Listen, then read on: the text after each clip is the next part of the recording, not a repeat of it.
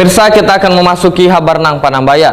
Polresta Banjarmasin menggelar upacara peringatan hari ulang tahun ke-77 Bayangkara di halaman Balai Kota Jalan R.E. Marta Dinata, Banjarmasin Tengah, Baisukan, Sabtu 1 Juli 2023. Perayaan HUT Bayangkara ke-77 ini pertama kalinya diselenggarakan di halaman Balai Kota Banjarmasin.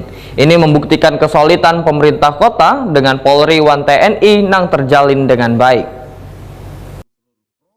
Polresta Banjarmasin menggelar upacara peringatan hari ulang tahun ke-77 Bayangkara di halaman Balai Kota Jalan R.E. Marta Dinata, Banjarmasin Tengah, Baisukan, Sabtu 1 Juli 2023. Kegiatan tersebut dipimpin langsung Kapolresta Banjarmasin Kombes Pol Sabana Atmojo SIK MH, serta dihadiri Wali Kota Banjarmasin, Wakil Wali Kota Banjarmasin, dan Dim 1007 Banjarmasin, Sekretaris Daerah Banjarmasin, Pimpinan SKPD, Wan Forkopimda Banjarmasin. Wali Kota Banjarmasin Ibnu Sina Wahetakoni Prima TV memadahkan perayaan HUT Bayangkara ke-77 tahun ini adalah pertama kalinya diselenggarakan di halaman Balai Kota Banjarmasin. Ini membuktikan kesolidan pemerintah kota dengan Polri wan TNI nang terjalin dengan baik. Ibnu Sina berharap Polresta Banjarmasin agar dapat berdiri tegak di tengah-tengah warga untuk memastikan keamanan wan kelancaran jalannya pesta demokrasi di tahun 2024 mendatang. Karena menjaga kerukunan wan menghindari terjadinya konflik sosial adalah sangat penting agar proses demokrasi yang akan berlangsung nanti berjalan lancar.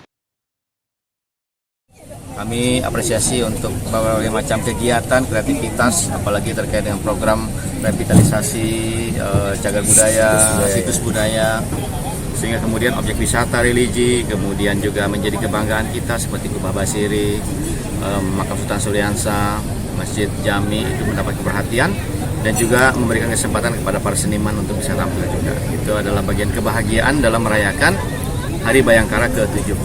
Semoga seperti ini bisa terus dilakukan dan terima kasih banyak.